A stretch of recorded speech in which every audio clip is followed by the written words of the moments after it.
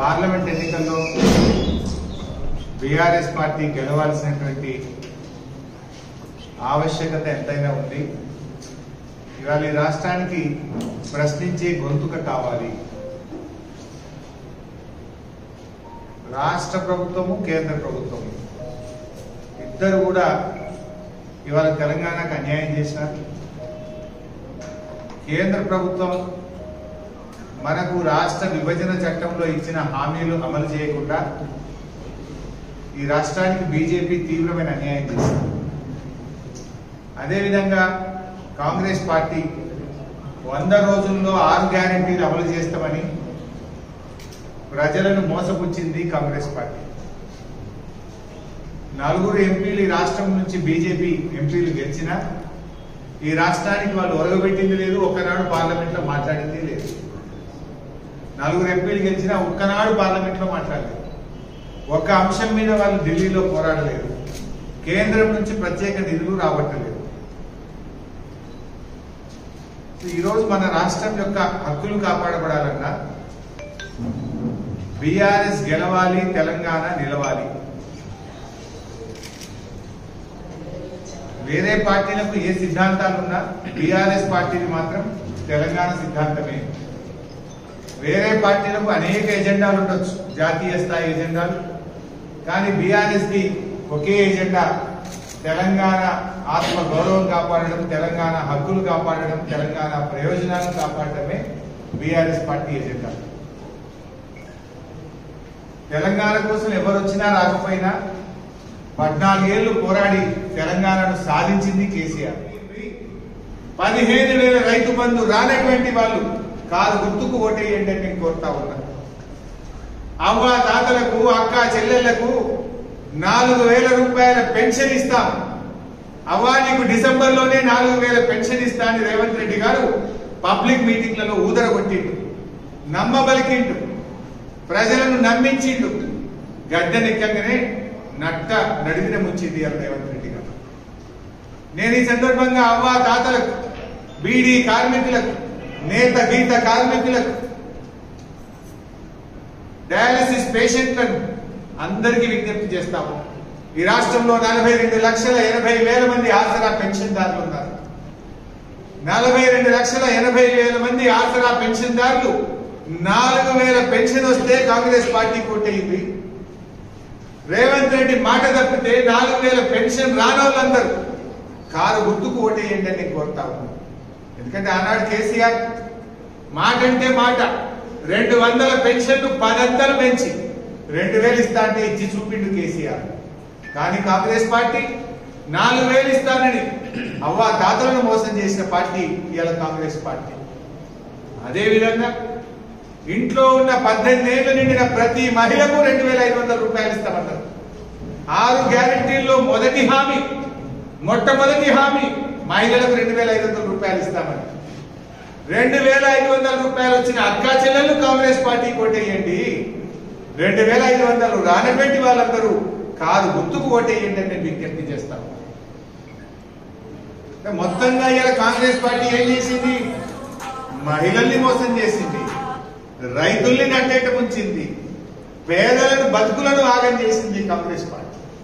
ఎవరికి మీరు మేలు చేసినారు?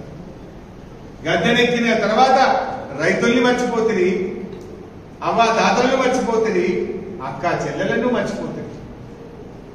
ఇవాళ కాంగ్రెస్ వచ్చింది. ఈ రాష్ట్రంలో 4 నెలల లోపలనే 180 మంది రైతులు ఆత్మహత్య చేసుకున్నారు. 38 మంది ఆటో డ్రైవర్లు ఆత్మహత్య చేసుకున్నారు. కరువు విలయ తాండం చేస్తాము. కేసీఆర్ ఉండగా 5 ఏళ్లలో ఏ అక్క చెల్లె బిడ్డ పట్టుకొని రోడ్డు మీదకి రాలేదు. ఇవాళ కాంగ్రెస్ వచ్చింది, మంచినీళ్ళకు కూడా కరువు వచ్చింది. రైతులు పంట పొలాలను తగలబెట్టే, నిప్పు పెట్టే పరిస్థితి వచ్చింది కాంగ్రెస్ హయాంలో. పశువులు గొర్రెలు మేకలకు ఇడిచిపెట్టే పరిస్థితి వచ్చింది కాంగ్రెస్ హయాంలో. మీ నీటి తీరువా విధానం బాగలేక, విద్యుత్ సరఫరాలో అంతరాయం ఉండడం వల్ల, మీ యొక్క పరిపాలనల వైఫల్యం వల్ల ఇవాళ దాదాపు 20 లక్షల ఎకరాల్లో రైతుల పంటలు ఎండిపోతా ఉన్నాయి. ఈ రోజు ముఖ్యమంత్రి గారికి చనిపోయిన రైతు కుటుంబాన్ని ఓదార్చడానికి సమయం దొరకలేదు. మంత్రులకు తీరిక లేదు. అరే 38 మంది ఆటో కార్మికులు చనిపోతే ఒక్కరినన్నా పరామర్శించిందా? పంటలు ఎండిపోతుంటే ఒక్కసారన్నా పంట పొలాలకు పోయి చూశారా? మీరంతా ఈ ప్రతిపక్షాల ఇళ్లకు పోవుడు, ప్రతిపక్షాల మీద అక్రమ కేసులు పెట్టుడు, ప్రతిపక్షాలను కాంగ్రెస్ పార్టీలో చేర్చుకోవడం మీద ఉన్నది ప్రేమ, కానీ రైతుల మీద మీకు ప్రేమ లేదు. పిట్టల్లాగా ఆ రాష్ట్ర ప్రజలకు శాశ్వతంగా తాగునీటి సమస్యను దూరం చేశారు, విద్యుత్ సమస్యను పరిష్కారం చేశారు. వ్యవసాయాన్ని గత ప్రభుత్వాలు దండగ చేస్తే కేసీఆర్ పండగ చేసి చూపించారు. కానీ ఇదే కాంగ్రెస్ పార్టీ 100 రోజుల్లో అన్ని చేస్తామని ఓటర్లను నమ్మబలికి ఇప్పుడు నట్టేట ముంచింది కాంగ్రెస్ పార్టీ. 5 గ్యారెంటీలు 13 హామీలని గారడి చేసింది కాంగ్రెస్ పార్టీ. రైతు భరోసా నుంచి పంటల బోనస్ వరకు అంతా బోగస్. ఈ ముఖ్యమంత్రి గారికి పంటలు ఎండినా పంటలు, నీళ్లు లేక రైతులు తల్లడిల్లుతుంటే ఈయన తాపకోసారి ఢిల్లీకి మాత్రం పోయేస్తున్నాడు. పంట పొలాలు చూస్తలేడు, రైతుల్ని ఓదార్స్తలేడు, రైతులకు ప్రాజెక్టుల ద్వారా గేట్లు తెచ్చి నీళ్లు ఇస్తలేడు. కానీ ప్రతిపక్ష నాయకుల ఇళ్ల చుట్టూ తిరుగుతున్నాడు, ఢిల్లీ చుట్టూ తిరుగుతున్నాడు. ప్రతిపక్ష నాయకుల మీద కేసుల్లో అక్రమ కేసులు పెట్టి ప్రతిపక్ష నాయకుల్ని వేధించడానికి మాత్రం ఈయనకు సమయం దొరుకుతా ఉన్నది. పాత స్కీములకు పాతరేసిండు, కొత్త స్కీముల్లోనేమో కొత్త పెట్టిండు. పాత స్కీము రైతు బంధువులు పాతరేసిండు, కొత్త స్కీము సిలిండర్ గుడ్డి అన్నాడు, ఉచిత కరెంట్ అన్నాడు, సగం మందికి కూడా వస్తలేదు, ఇవాళ అన్ని కొత్త పెట్టిండు. రేవంత్ రెడ్డి గారిని బూతుల పాలననే కాదు, అది బూటకపు హామీల పాలన అని ఈరోజు రాష్ట్ర ప్రజలకు తెలిపింది. ఎన్నికలప్పుడేమో చాలా చెప్పింది, ఇప్పుడేమో చేతులు ఎత్తేసింది. పార్లమెంట్ ఎన్నికల్లో 100 రోజుల పాలన చూసి ఓటేయాలని రేవంత్ రెడ్డి గారు అంటున్నారు. అంటే ఏంది మీ అబద్ధాల పాలన చూసి ఓటేయాలన్న రేవంత్ రెడ్డి గారు? ప్రతిపక్ష కార్యకర్తల మీద, ప్రతిపక్ష నాయకుల మీద వేధింపులు పెట్టి, కేసులు అక్రమ కేసులు పెట్టి, జైళ్లలో పెట్టి ఇబ్బంది పెట్టినందుకు మీకు ఓటేయాలనా? ప్రతిపక్షమే లేకుండా ఎమ్మెల్యేలను పార్టీలోకి లాక్కుంటూ, ఎంపీలను పార్టీలోకి తీసుకుంటూ ప్రజాస్వామ్యాన్ని కూని చేస్తున్నందుకు రేవంత్ రెడ్డి గారికి ఓటేయాలా? నేను అడుగుతా ఉన్నా రేవంత్ రెడ్డి గారు. ఇలా రాష్ట్ర ప్రజలకు కూడా నేను అప్పీల్ చేస్తా ఉన్నా. రేవంత్ రెడ్డి గారు ఏమంటున్నారు? ఈ లోకసభ ఎన్నికల్లో మా 100 రోజుల పాలన చూసి ఓటేయమంటున్నాడు. ఇదే కాంగ్రెస్ పార్టీ 100 రోజుల్లో 6 గ్యారెంటీలు అమలు చేస్తామని బాండ్ పేపర్లు పంచింది నిజం కాదా? నోటరీ సర్టిఫికెట్లు ఇంటింటికి ఇచ్చింది నిజం కాదా? మీ బాండ్ పేపర్లలో ఇచ్చినవి అమలు చేసిండ్రా? నేను రాష్ట్ర ప్రజలకు విజ్ఞప్తి చేస్తా ఉన్నాను. 2 లక్షల రూపాయల రుణమాఫీ జరిగిన పొందిన రైతులు కాంగ్రెస్ ఓటేయండి. 2 లక్షల రుణమాఫీ జరగని రైతులందరూ కాలు గుర్తుకు ఓటేయాలని విజ్ఞప్తి చేస్తా ఉన్నారు. 15,000 రూపాయల రైతు బంధు ఇస్తామని కాంగ్రెస్ పార్టీ ఎన్నికల్లో హామీ ఇచ్చింది. ఇప్పుడైతే 10,000, మేమొస్తే 15,000 అన్నారు. 15,000 రూపాయల రైతు బంధు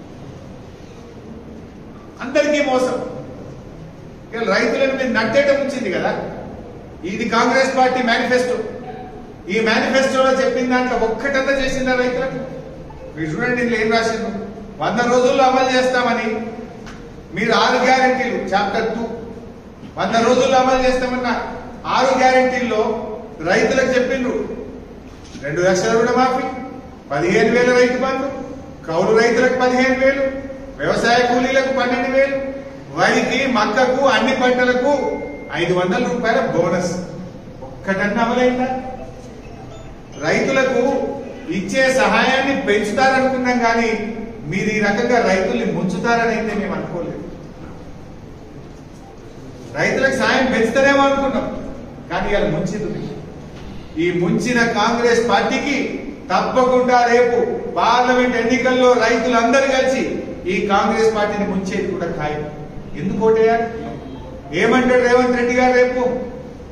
నేను రుణమాఫీ చేయకపోయినా, 500 బోనస్ ఎగబెట్టినా, 15,000 రైతు బంధు ఇవ్వకపోయినా, వ్యవసాయ కూలీలకు మొండి చేయి చూపినా మా కాంగ్రెస్ కోటేషన్ అంటడానికి రేవంత్ రెడ్డి. రేపు ఇవన్నీ అమలు కావాలంటే ప్రశ్నించే గొంతుక కావాలి. ఆ ప్రశ్నించే గొంతుకనే బీఆర్ఎస్.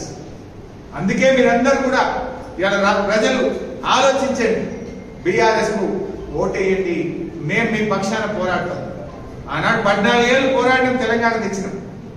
ఈడ కాంగ్రెస్ ఎంపీగా ఓడిపోయినా రాష్ట్రంలో కాంగ్రెస్ ప్రభుత్వం ఏం పడిపోదు. కానీ ప్రశ్నించే గొంతుక ఉంటే శాసనసభలో, పార్లమెంట్ లో, ప్రజాక్షేత్రంలో ప్రజల పక్షాన పోరాడతాం. మీ హక్కులు వాళ్ళు ఇచ్చిన హామీలు అమలు చేసేదాకా కాంగ్రెస్ వెంటబడి ప్రజల పక్షాన నిలబడి పోరాడతాం. అందుకోసం ప్రజలు బీఆర్ఎస్ పార్టీని ఇలా ఈ ఎన్నికల్లో గెలిపించాలని చెప్పి కూడా నేను కోరుతా ఉన్నా. हमारे उर्दू कैसे है भैया?